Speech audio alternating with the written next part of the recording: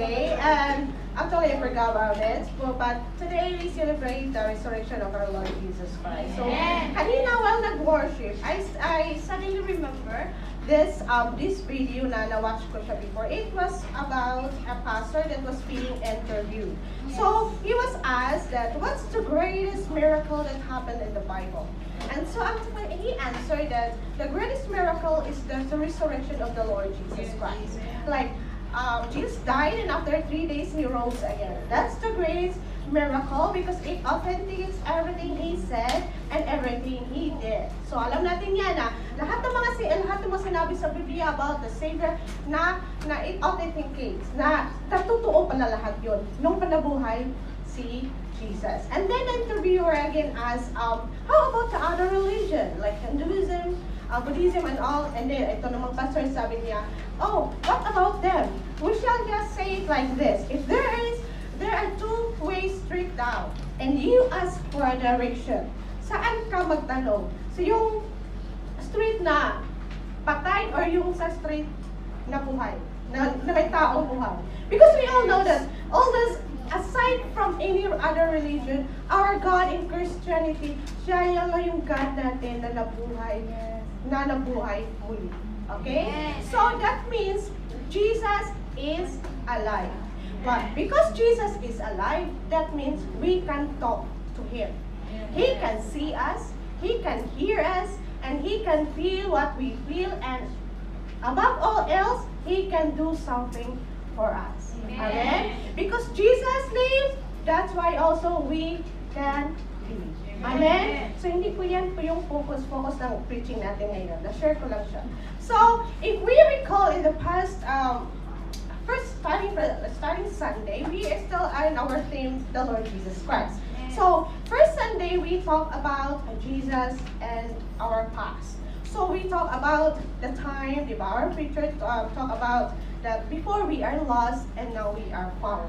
That before we are in the darkness and now we are in the light. Like everything that happens in the past, whatever struggles, whatever trials, na ating napagdaanan, na ating na-overcome lahat yun. That's because we have a faithful Jesus with us. And He remained faithful even in the present. Kaya last Sunday, there are a lot of things that happening in the present, right? And one of those na-preach natin last Sunday, it's about Jesus and my love life. So kung natatandaan nyo, marami kayong mga kinilig. At marami din kaming taga-sana all. Diba?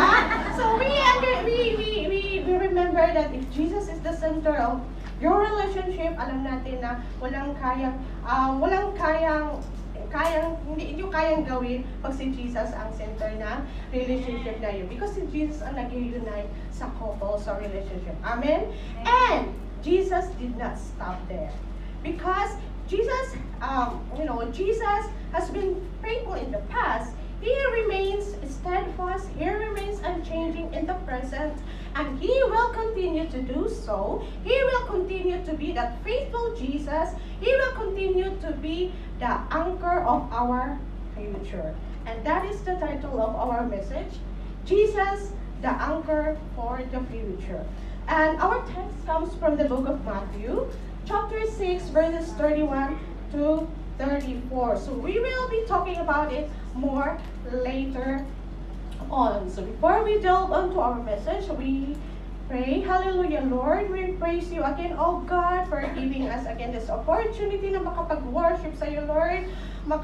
Mag-glorify ang iyong pangalan, oh God. Lord, thank You so much for the privilege, Lord, na we are here today, oh God, makarinig na yung salita and everything, oh Lord. Thank You so much, Lord, for everything na ginawa mo sa aming buhay, for the past week, for the strength that You have given to us, and for today, oh God, we ask Your Holy Spirit to move in our midst, oh Lord, and nawa, oh God, whatever salita na aming marinig sa Iyo, oh God, nawa tumimo ito sa puso at isip namin, and also pray, Lord, na Ikaw lang ang maitaas sa lugar na ito at Ikaw lang yung makita sa pagtayo ko sa lugar na ito. Lord, I ask for wisdom and knowledge, oh God, nawa lahat na aking mga sasabihin na iyong mga bagay na gusto mong iparating sa mga anak mo na narito sa araw na ito.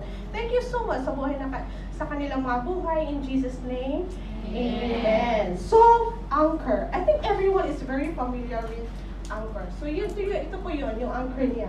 Anchor in its basic form, it is a heavy object that is connected to the vessel, connected to the ship, or connected to a boat by a chain or a cable. So connected siya sa boat, and it's used to moor the ship to the sea bottom. So yung itong anchor, nilagay yan siya sa ilalim ng dagat. And the primary purpose is to provide stability. Para yung ship, para hindi siya, we will not drift away caused by the, yung malakas na ng tubig, malakas na hangin and all. So if you are living in the apartment in front of yung sea, sa amin kasi nasa harap kami ng dagat. So you can see that there are a lot of vessel ship in the middle of the sea. Diba makikita mo, tapos makita mo doon nakapundo lang sila. Kahit gano'ng kalakas yung waves, nandun pa rin sila. Diba? That's because of the anchor na connected sa ilalim. So in our spiritual journey, Jesus is our eternal anchor. So just as a physical anchor that provides stability, Jesus also secures our future through the storms of life. So kahit anong pinagdaanan nating bagyo, si Jesus yung nagsisilbing anchor natin. So if we talk about future also, future is something that, di ba, if we talk about the future, yung mga hinaharap, mangyayari sa hinaharap, we have that sense of worry, we have that sense of anxiety, di ba? Kung ano yung mangyayari sa hinaharap, tumatanda na tayo, like for me, di ba? Lagi ko maririnig, tumatanda ka na, mag-asawa ka na, o di ba, ganun, di ba masakit. Mag-asawa ka na, sino mag-alaga sa iyo pag tumatanda ka na? Sa akin iba, he usually said, kasi I don't have parents anymore, so they always say, so wala ka pa namang, you don't have parents anymore, so sino na lang mag-alaga sa iyo pag tumanda ka? So ang isip ko naman, so ako pala yung alagaan ng parents ko, so ako pala yung unang tatanda kaysa kanila. Naisip ko lang naman yun. Kasi nga, sabi nila, wala na ako parents, wala na mag-alaga sa akin. So technically, ako na, diba, sila naman unang tatanda sa akin. So baliktad na gano'n. So, diba, we have that kind of mindset. Tumatanda na tayo, we have that, we think about anong mangyayari in the future. In terms of our finances, may mga ipon na ba tayo? Na paano pag dumating yung panahon, yung naipon ba natin, makakasustain ba yan siya sa ating buong pamilya? With all those things, and about our health, most especially, tumatanda na tayo, sumasakit na yung mga tuhod natin, kahit ano-ano na lang mga nararamdaman natin. What if illnesses strike? Mayroon ba tayong enough budget para matustusan yung pangangailangan natin ng mga gamot, whatever it is? Or about relationship, di ba? May love life tayo last Sunday. So, iniisip mo, till death do us part pa rin ba kaya kami ni Happy pagdating ng panahon? Baka wala na mayari. With all these concerns, with all these questions, sometimes na-overwhelm tayo. Diba? And every time we get overwhelmed, we are seeking on something that we can hold on to. Saan tayo kakapit? We have to seek on something na nagbibigay sa atin ng hope, nagbibigay sa atin ng assurance na, everything will be okay in the future. And that can only be found in our faith on our Lord Jesus Christ. Amen? Amen. So, as what I have said earlier, diba? As what I have said earlier, that Jesus was faithful in the past, and He can also be faithful in the present. And He will also be faithful in the future. So, inisipin mo, sure kaya na may Jesus na faithful in the future? Paano natin malaman? Doon tayo huhugot sa Kanyang salita. Anong sabi ng Kanyang salita? Jesus is the same yesterday, today, and forever. So in Hebrews 13:8, so si Lord hindi nagbabago. Kung sino siya in the past, He also remains steadfast. He also remains unchanging in the present. And He will continue to do so in the future. Kasi yun ang sabi niya. Hindi siya magbabago. Amen? It's not just He is unchanging, but He is unchangeable. So hindi siya magbabago, hindi talaga siya magbago.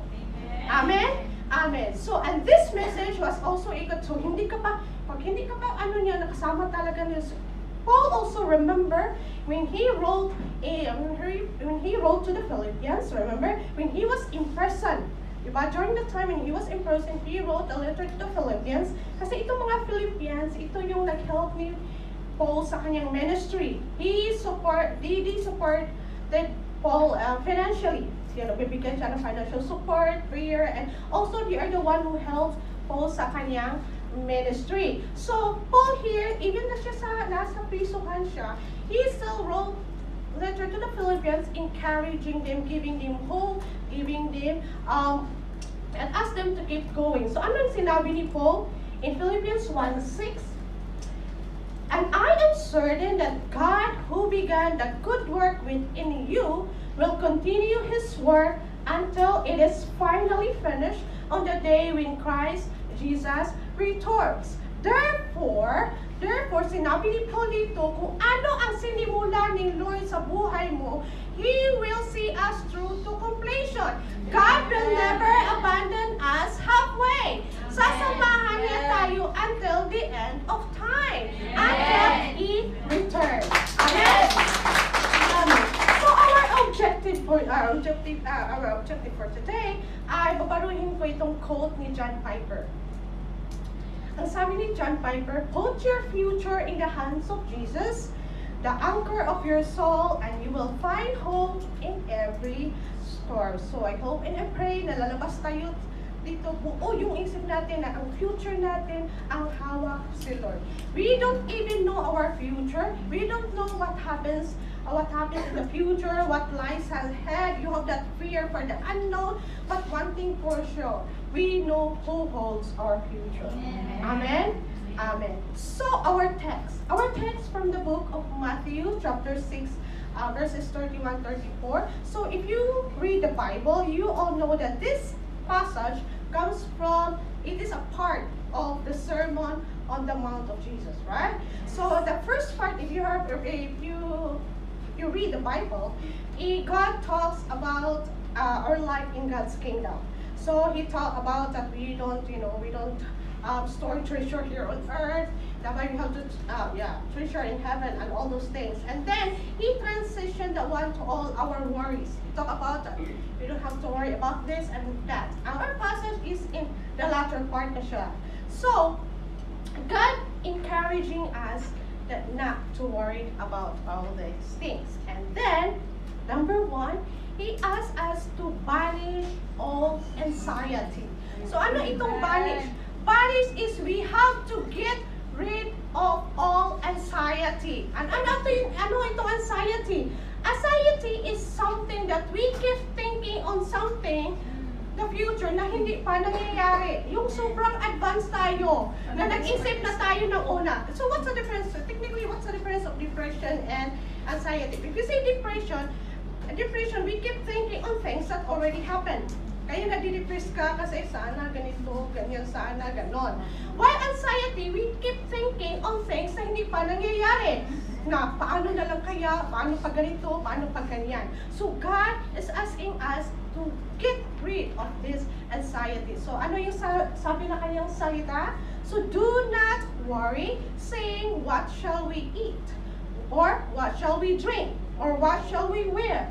For the pagans run after all these things, and your heavenly Father knows that you need them. So God is telling us that these are the basic need. Basic need ito kasi it's about drink, eat, and damit. Those are basic needs. God is telling us not to worry about all these things because our heavenly Father knows all of this. And we all know that Jesus will not only give us all these basic things. God gave us more, di ba? Sabi ng salita ni Lord, I have come that you may have life and have it abundantly. So anything that we need beyond all this basic need, God will be able to provide. Amen? And why God keep? Because if you read the whole chapter, Jesus keep repeating the words, do not worry, do not worry, do not worry. Kasi nga, pag sabi niya una ng word na do not worry, siguro, ano pa, okay. Tapos, na-feel ni Lord siguro na hindi ka pa rin, you're not paying attention. Sabi na, do not worry. So, ganun. medyo nagising ka na. Yung naulit agad niya, do not worry, nagising ka na talaga. Oh, do not worry. So God is giving us the emphasis. Alam naman natin, di ba? In the Bible, if you read the Bible, if the words repeated many times, that means that we're very important. Kaya mag-pay attention ka talaga. So God, again, telling us that we have to worry about anything. And the other thing is, because Jesus understands the futility of anxiety. Alam ni Lord kung ano ang resulta kung magka-anxiety tayo. Alam niya na it will only do us no good. So, pag nagka-anxiety tayo, ano pa yung mangyayari? Like for example, one of those examples, alam natin today in our generation, lahat na mangyayari sa mundo, nakikita na natin sa social media. Right? Ano na sa Facebook, uso na yung mga vloggers. Vloggers naman kayo lahat. Diba? Nakikita natin yung mga reels. Actually, may mga reels na kukuha na tayo ng mga nice content, good information. Ang iba naman, never mind. Okay, so sometimes, like for example, nag-scroll ka sa Facebook. Diba sometimes pag may nag-share ng video, pag pindutin mo yan, alam mo na yung Facebook. Na-record niya yan. So, ang algorithm yan, mapapansin mo, mga lumabas ng video, katulad na lang ng video na pinindot mo. So now, for example, nung lang may nag-share, tapos pinindot mo, ang pagpindot mo, nakita mo, it talks about sakit. Sabi niya, maybe that person talks about nagka-brain cancer siya. So may nagtanong, ano ba yung mga signs and symptoms? Ano bang naramdaman mo before mo nalaman na magka-brain cancer ka? So ikaw namang nagbabasa. So ikaw naman na nakinig, nalaman mo, sabi niya, before sumakit lang yung ulo ko. Pero pinaliwala ko lang, take ko lang ng panadol na okay naman siya. So yan, ganun na sabi niya. Tapos later on, mga ilang months, sumakit ulit siya. So, ininom ko na agad ng gamot, okay naman ulit. Until to the point na sobrang sakit na talaga siya. Tapos, ngayon nga, nag-seizure na ako, kaya nagpa-doktor, tapos nalaman na may brain cancer. Ikaw naman, nagbasa ka, sumakit pa naman yung ulo ko. Sinong makarinig? Diba, sumakit pa naman yung ulo ko last time. At tapos, yun ang naisip mo. Tapos, ang susunod na video, kasi nga algorithm, yun pa rin ang pinagsasabi.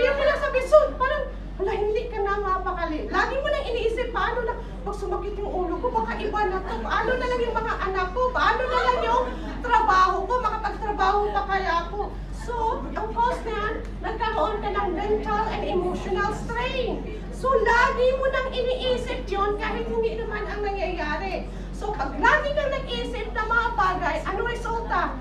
Hindi ka na makatulog. Kasi nag-isip ka. Then, hindi ka na makakain ng tama. Wala pa naman nangyayari, pero iniisip mo pa rin lagi, iniisip. Nagpaplano ka na anong gagawin mo, paano na lang yung mga anak mo. So, yung sakit ng ulo mo, wala lang sana yun, kaya lang hindi ka nakatulog. Kaya pag hindi nakatulog, sumakit ang ulo. Then, nagkaroon ka na physical health issues.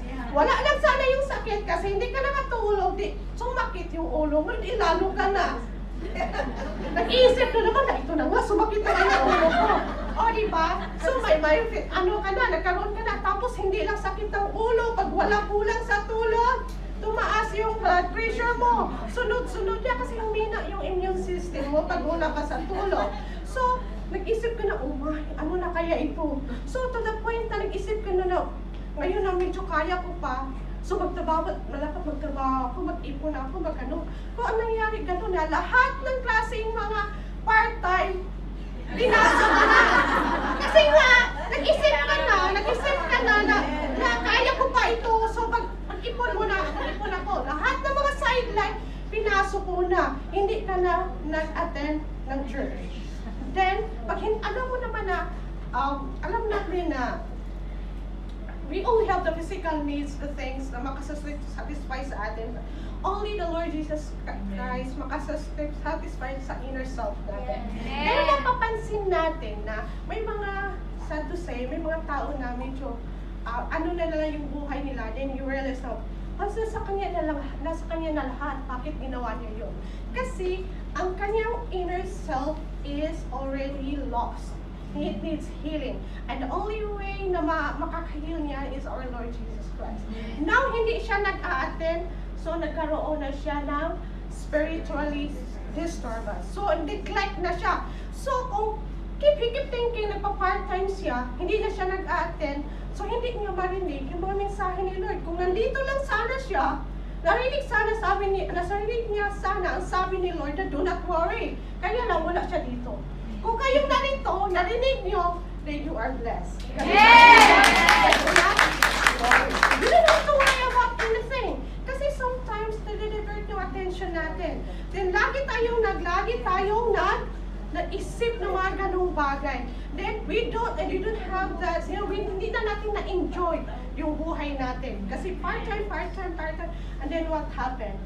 We lost of joy and peace. Wala na tayong peace of mind. Nawala na din yung joy. Sabi ni Lord, na-enjoy natin yung fruits of labor natin. Hindi natin na-enjoy. Kasi iniisip natin for the future. And those who are here, kasi mga mommies tayo, yung mga mommies, di ba? You have to always remember na huwag to ituon yung mga bagay niyo sa mga di ba?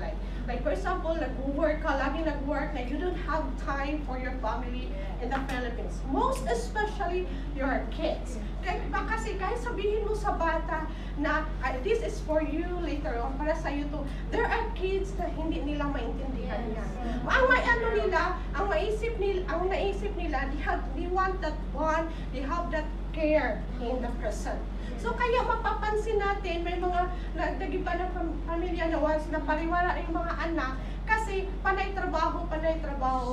So kahit gaano kahirap yung trabaho natin dito, we still have time na i-care yung mga anak natin. Amen? Amen. So these are the futility of anxiety. Ito ang mangyayari kung nagka-anxiety tayo. That's why God is telling us, you don't have to worry. I know what you need. You have to get rid of all this anxiety. We have to get rid of all these things and we have to remember the word of the Lord. Sabi ni Paul sa Philippians. Sabi niya, do not be anxious about anything, but in every situation, by prayer and petition, with thanksgiving, present your request to God. That is in Philippians 4:6-7. Sabi ko kanina, our God is alive. So we can talk to Him. So whatever we're going through in life, pwede natin isumbong kay Lord. We have to pray. We have to tell Him whatever our requests, our petitions, at whatever we need. Si Lord na kikinig sa iyo, mga kapatid, and He cares for you. And then, that is thanksgiving. The thanksgiving is not just like, Lord, thank you so much for today and all. Because if you are grateful, means that pag mag-pray ka yung thanksgiving, these are the things na naalala mo yung gratefulness ni Lord. Kaya nga, di ba may kanta na count your blessing one by one. So, hindi ko na lang siya kantahin. So, alam niyo na yun. Di ba? Count your blessing one by one. That means na i-give mo credit sa Lord sa lahat na nangyari sa buhay mo. Kaya pag nagka-problema ka ngayon, gagawin mo yung hugot. Yung nangyari, yung kabutihan ni Lord before. Sabihin mo kay Lord, ay ganito yung nangyari sa akin. Pero alam ko, Lord, na nangyari na ito sa akin before. Nakaya ko nga kasi kasama kita. Alam ko, malagpasan ko na ito. Ganon yung mga hugot natin pag nag-pray tayo ito. Kaya, very necessary, very grateful tayo for all the things na ginawa ni Lord sa ating mga buhay. So, according to C.S. Lewis, anxiety is the greatest evil that can befall us all, next to sin. So, it's next to sin. And we all know that sin is doing something that is not pleasing to God. Disobedience. Yun ang kasalanan. Anxiety is nasa second in command pala siya. What? In other words, kung ano natin ang anxiety, it's just like you saying na, so grabe sa laki ng problema. Ito to, alam ko, Lord, parang hindi mo na to kaya, Lord. That's another reason. Hindi mo kaya ng power mo, Lord, sa laki ng problema ko. Alam, Lord, wala ka nang magagawa sa laki ng problema ko, sa bigat ng problema. That's anxiety, di ba? Tapos, maganda lang sabihin na anxiety, pero sa totoo, yun ang ugali na yun. Sabihin mo sabihin mo, Lord, grabe yung problema ko, pero duda talaga ako na kaya mo to. That is anxiety. You are doubting the power of the Lord. And it says there that God knows our need. And faith is trusting Him despite the noise of worry. So the antidote of that worry, antidote of anxiety is our faith in trusting the Lord. That He can do something for us. After all, He is our God who controls everything. Amen? Amen. So God is telling us not to worry, but instead of worrying, sabi niya in number 2, we have to seek Him first. This is to adopt kingdom mentality.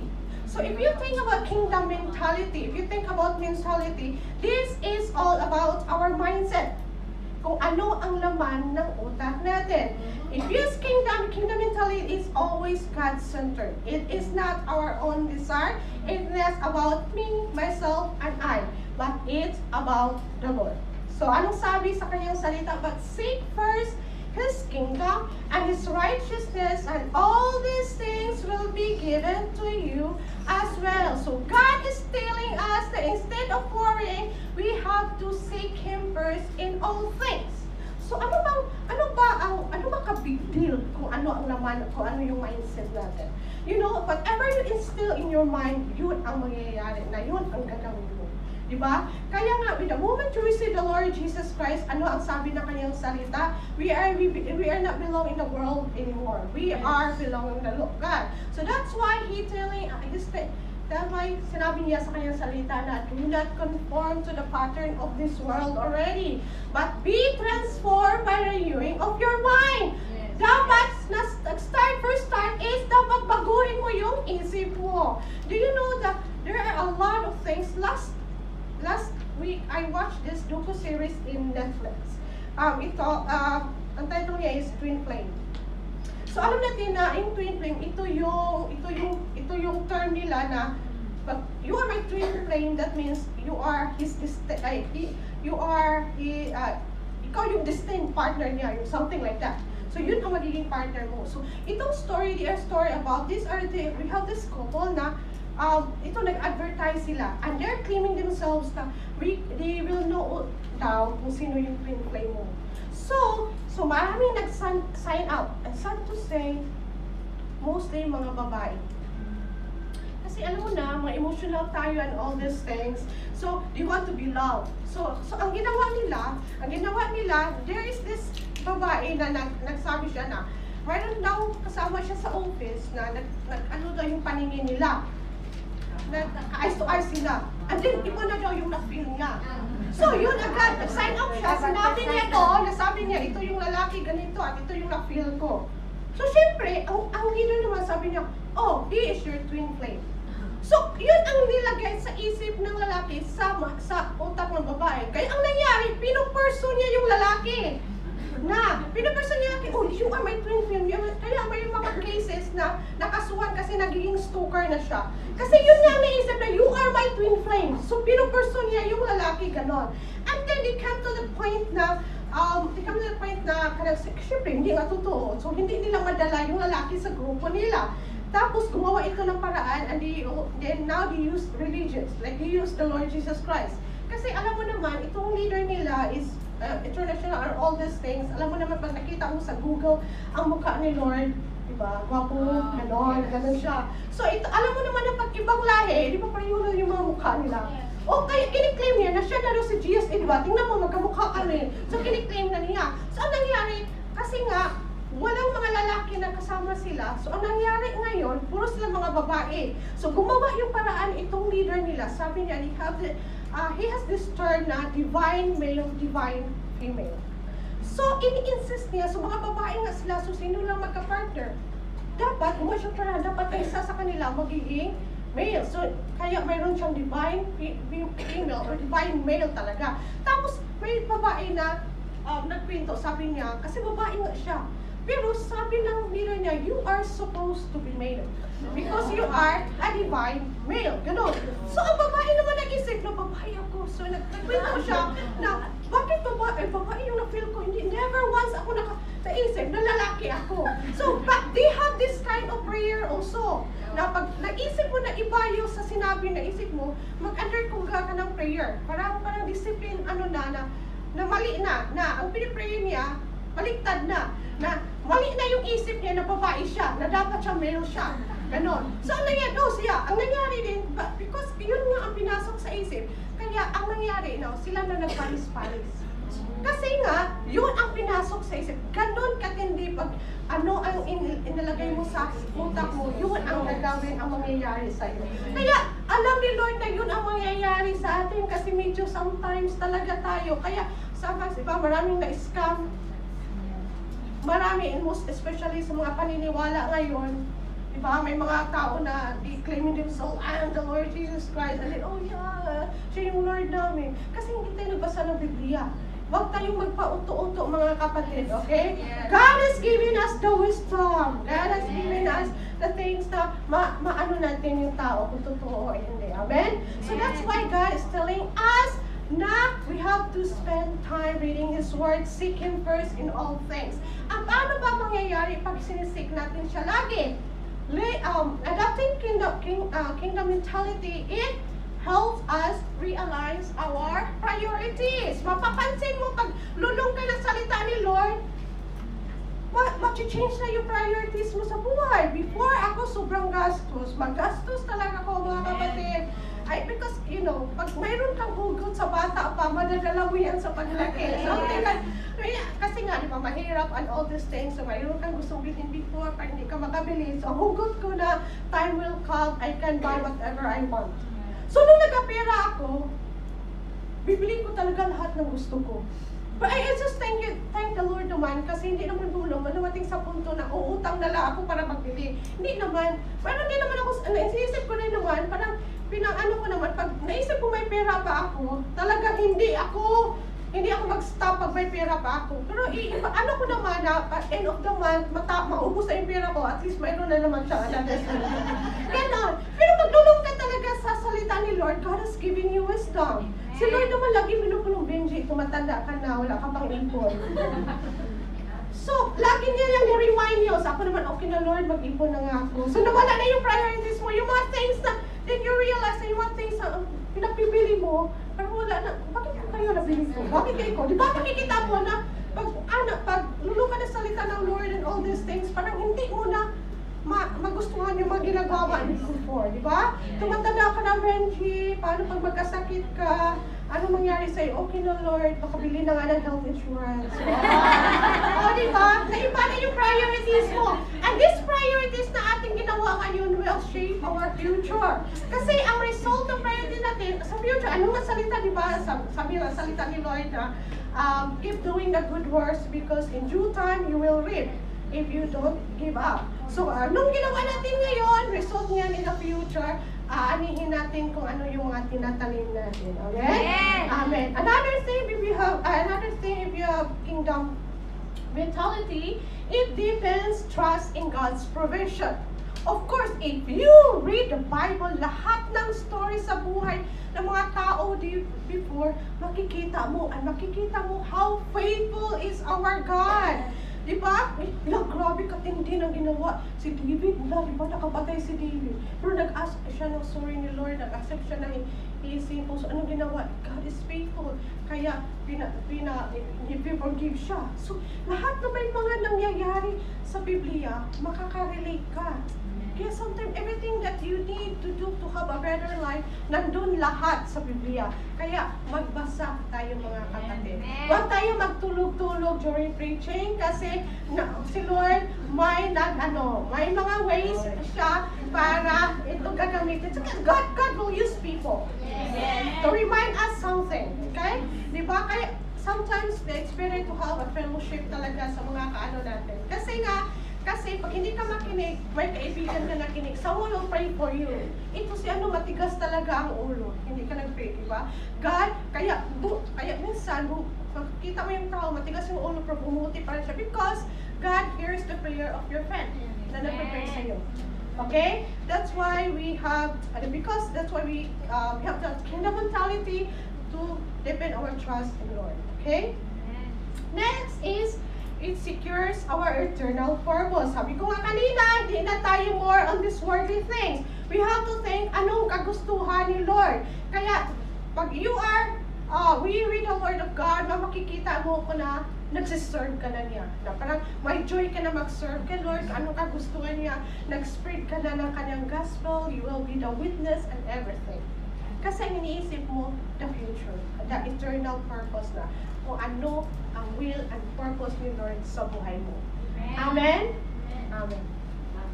And if you think, diba, all these things, if you do all these things, sabi ni Lord, sinisik mo siya, you take care of all His things, and God will take care of your things. And that's why it all be added unto you. And pag sabi ka, kaya ni Lord yung gawin yun? Ano ang sabi ng kanyang salita? What's the greatest gift that God has given to us?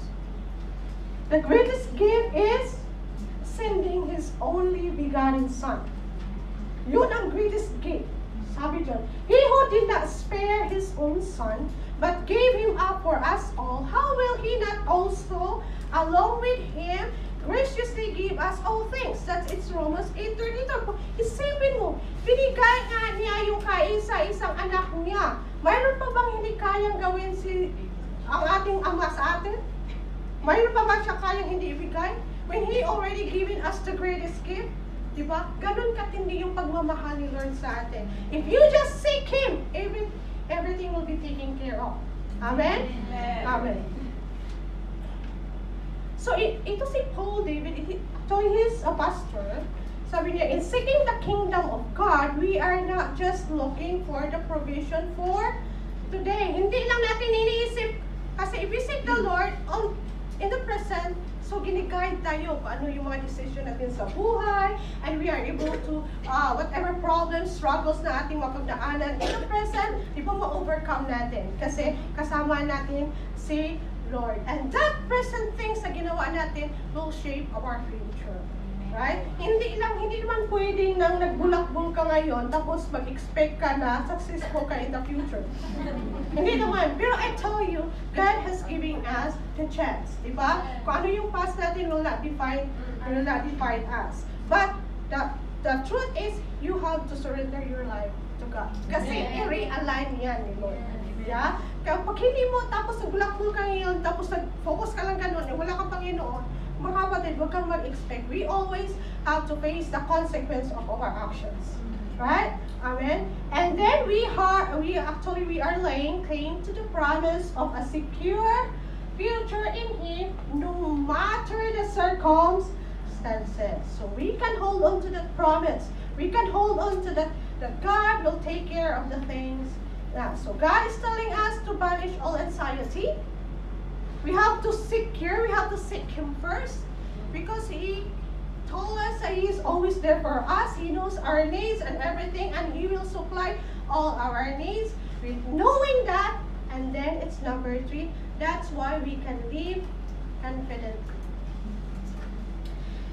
We can live confidently, therefore. So after all the do not worry, dumating na rin tayo sa katapusan. Therefore, this is the conclusion. Again, do not worry. Do not worry about tomorrow, for tomorrow will worry about itself. Each day has enough trouble of its own. Mayroon na tayong problema na kinakarap, whatever struggles na kinaharap natin sa present. Huwag mo nang isali yung sa future. Bakit isipin mo pa yun? Nahirapan ka na nga ngayon, isali mo pa yung hindi mo, isali mo pa isipin the burden of tomorrow. Leave it to the Lord. Sabi niya, Lord, sabi mo, ikaw nang bahala sa future. So we have to focus on the present. Ito yung sabi niya. So why we can live confidently? First, you have to always remember because of His promises. Do you know that and His promises we can only know pag nagbasa tayo ng Biblia. Kung hindi kayo nagbasa ng Biblia, wala kayong promise ni Lord na malalaman. Kaya pag may nangyari sa iyo, wala kayong paghugutan. Huwag hugot tayo sa promises ni Lord. Huwag tayong huhugot sa promises ng kahit kanino. Diba? Magaling tayo maghugot ng promises kahit kanino. Do you know kung gaano kakilig, kung gaano ka-feel natin yung promises ni Lord? Kung ikaw nag-worry today, kung ikaw nabibigatan, anong sabi ni Lord? Come unto me, all of you who are burdened, and I'll give you rest. Yes. Hindi kayo kinig, Lord? Bigyan ako ng kakapahinga ni Lord. Pag alam mo yun, makarelax ka. Another thing, if you have anxiety, cast all your anxiety to Him because He cares for you. Those are the promises. Mahal ako ni Lord, nag-care siya sa akin. Di ba? Ikaw, sinabihan mo lang yung kasama mo, ito yung mga problema ko, ganun-ganun. Next time, hindi mo na siya makikita. Kasi ayaw siya makisali sa mga problema mo. Di ba? Pero sila sabihin mo lang ako sa akin. Kasi I care for you. Di ba? Sabi pa ni Lord, if you seek me with all of your heart, you will find me. Amen. Di ba? Kita nga, ikaw nagmahal ka na with all of your heart, kahit kanino. Di ba? Tapos pag after mo na padalhan siguro pera, anong gusto, hindi na nagsising sa message. Hindi na rin siya na sumasagot sa call mo. Di ba? Ang tao, kahit kaano ka-sick mo, pag hindi, yung tao ayaw kang mahagilap, hindi mo talaga siya mahagilap. Ang taong ayaw magpahanap, hindi mo talaga mahanap. Di ba? Pero anong sabi ni Lord? If you seek me with all of your heart, you will find me. Amen. Hindi ka makiligin mo. Ang sarap ng mga promises ng Lord. Ang sarap, kasi we can feel that we are not alone, di ba? Ma-feel natin na, I'm not alone, I have the Lord who really loves me. Amen. Amen? Amen. And the next is, wala pala siya dumating. Dito pala siya. So next is His sovereignty. Sovereignty, God is sovereign. He controls everything. So, bakit mo isipin yung mga bagay na wala ka namang control? Di ba? Kahit isipin mo may control, may hawak ko siya, hindi mo control yung tao, mga kapatid. Hawak ko itong pangyari, ganito, sure ako, ito talaga ang mangyari. Hindi ka sure, kapatid. Kasi hindi mo hawak yung future. Hindi mo hawak. Si Lord knows, the Lord is the one who made everything. So, siya yung may control sa lahat ng bagay. At alam niya kung ano ang gagawin sa'yo at kung ano ang gagawin sa pangyayari na yun. Because He is sovereign. Amen? Di kaya something, diba? Sabi nga salita ni Lord that all things work together for good for those who love the Lord. For those who love Jesus. Right? So that means, ibig sabihin nun, yung akala mo wala ng pag-asa, or si Lord, magawan pa rin ng pag-asa. Kaya we always count this term na blessing in disguise. Right? Parang, pero akala mo lang, ito na talaga, wala na tayong magagawa. But later, malaman mo na lang na bad sana yung resulta, pero naging good pa. Kaya, because God controls everything. He can do something even in that akala mo na wala ng pag-asa na mga pangyayari sa buhay. And that is through our faith in the Lord Jesus Christ. He controls everything. Our future is secure because siya yung may hawak ng future natin. The next one is His empowerment. This is because we don't have Jesus physically here. He sent His Holy Spirit sa ating buhay. Kaya yung Holy Spirit, siya yung nag-help sa atin sa lahat ng bagay. Kaya, di ba, He gave us the strength. Kahit gaano kahirap yung trabaho natin sa ating mga amo, nakayanan natin pa rin yung araw-araw. We have that Holy Spirit who give us the strength. And sometimes also, and that's why sometimes also, di ba, He give us the wisdom and all these things. Kaya pag bumalik ka, gagawa ka ng mga bagay na hindi pleasing ni Lord, kumakabog agad yan ang dibdib mo. Kabog na, winawarningan ka kahit hindi ka pleasing ni Lord. Yun ang empowerment. Yun ang power ng Holy Spirit. Siya yung nag-guide sa atin here in the present and even in the future. That's why we don't have to worry about anything because we can be confident. Amen? Amen. And this is the promise. This is, alam ko, ito yung usually na favorite promise ko. Jeremiah 29:11. And some of you always remember, this promise is for Israelites. It's not for us today. But we have to remember, sabi nga natin kanina, the God we have in the past is the same yesterday, today, and forever. So ano ang Panginoon nagsabi nito? Well, yun din, magsabi din sa atin. And ano bang kaibahan ng before and after? Remember, this message message ni Lord, this promise ni Lord, binigyan niya ito sa mga Israelite during when you were being exiled, right? Bakit sila na-exile? Anong reason? Because sa katigasan ng kanilang ulo. Diba? Disobedience. So, matigas ang ulo before. Ngayon, matigas pa ba? Matigas din, diba? Anong kaibahan? Wala. Diba? Matigas din yung ulo. Tapos sabihin mo, ano ba ang way ni Lord before? Na para, diba, kahit matigas yung ulo ng mga tao before and today, God is giving us the chance. Anong sabi ni Lord? Diba sa Chronicles, anong sabi niya? If my people called by my name will humble themselves, I will hear from heaven and forgive their sins and heal their land. So, ang plan, you have to ask forgiveness. Sa atin ngayon, we have to confess our sin because God is faithful and just to forgive us. Diba? Walang kaibahan. The way is to ask for forgiveness. The moment our sins are forgiven, kasi yun lang ang obstacle natin within you and the Lord, the moment we are forgiven, na wala na yung obstacle, then blessings will come. That's why we can receive this promise. And God is the fulfillment. Jesus is the fulfillment of all the promises. Remember, Jesus is the way, the truth, and the life. So He is the way. See, when you have to accept the Lord Jesus Christ, He yung key. Inu-open niya lahat ng mga daan na naka-stand natin in the middle, yung stop natin from drawing near to the Father.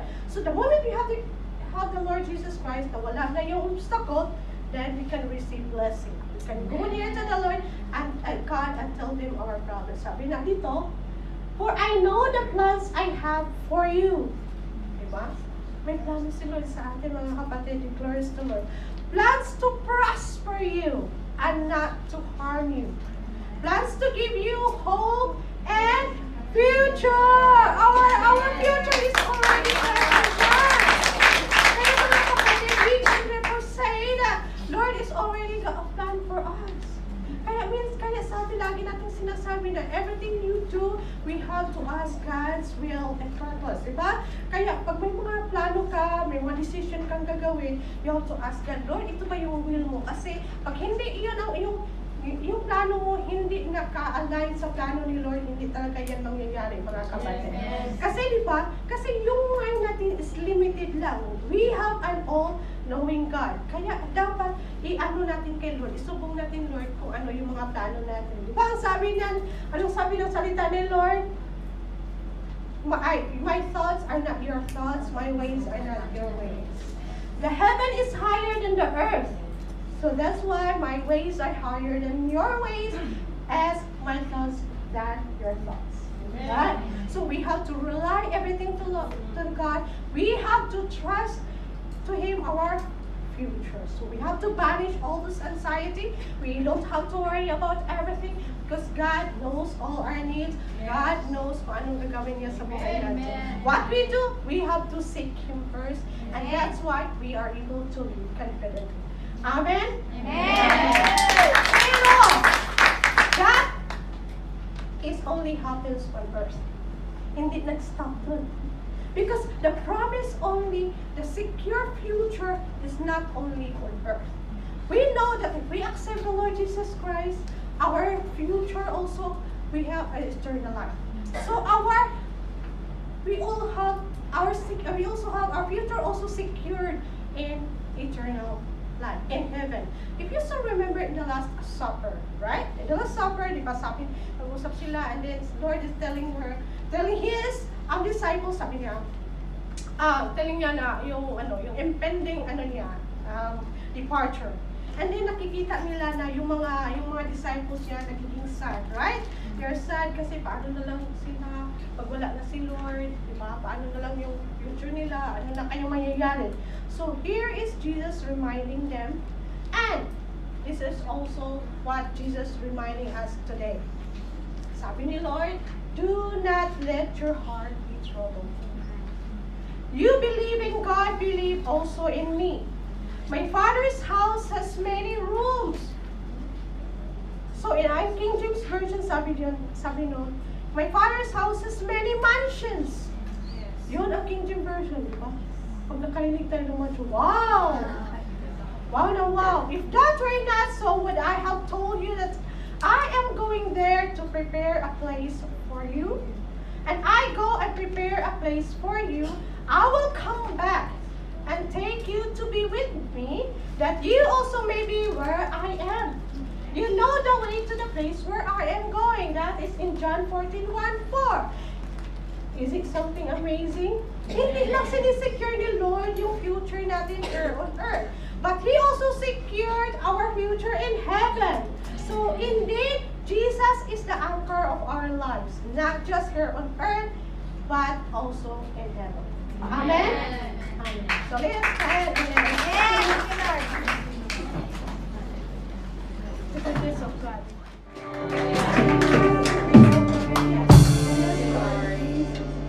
Let us bow down our head and let us pray, Lord, your goodness and love will follow us for the rest of our lives, oh God. Lord, you are so faithful, oh God. You are faithful not just in our past, you are faithful not just in the present, but we believe, oh God, you will be that faithful God we have in our future. Lord, thank you, Lord. Thank you so much again for today, for the message namin narinig mo, Lord. Thank you, God, that ikaw yung kasama namin. The Holy Spirit is always with us, oh God. Thank you for reminding us, Lord, not to worry about anything, oh God. Because we know, Lord, you already know what we need, oh God. Lord, nakita mo yung mga anak mo na narito sa araw na ito, oh God. Lord, ikaw yung mas nakakalam kung anong buhay meron sila, kung ano yung buhay ng bawat isa, oh Lord, oh God. Whatever worries, whatever anxiety na kanilang napipil, oh Lord. If it can be about her health, oh God, alam mo, oh God, you are our God, you are our great healer, oh God. Lord, if it's all about finances and what happens to the future, oh God, you are our great provider, Lord. And Lord, if it's whatever it is na kanilang nasa isip, anong kabigatan na kanilang nararamdaman, Lord, I pray, oh God, in the name of Jesus, Lord, comfort them with your calming embrace, oh God. Lord, you give them peace, oh God. Ay, hindi nyo lang maalala yung mga worries nila, Lord, mga anxiety, Lord. Help them, oh God, to release from these chains of anxiety, oh God. Lord, set them free from all the bondage of this world, oh God. Lord, and fill their lives, oh God, with your promises, with your hope, with your assurance, oh God. And then put them in their heart, oh God, that in you, Lord, we lack nothing, Lord. Lord, humingi kami ng kapatawaran for sometimes inuna namin yung pagsarili namin kapangalan. Lord, we fail to seek you first in all things, oh God. Lord, we ask forgiveness for all those things, Lord God. We forget that you're always there, you're always there for us. But you also promise, oh God, that if we ask forgiveness, oh God, you are always faithful and just to forgive us. Lord, thank you for the forgiveness. Thank you, oh God, for opening the way for us that we were able to receive all the promises, oh God. Thank you so much for your Holy Spirit that empowering namin sa aming mga buhay. And Lord, thank you so much for all the blessing, oh Lord. Thank you so much again na ikaw yung nag-work sa araw na ito. And thank you, Lord, for everything you have done sa buhay na aking mga kapatid na narito. Lord, continue to bless us. Be with us, oh God.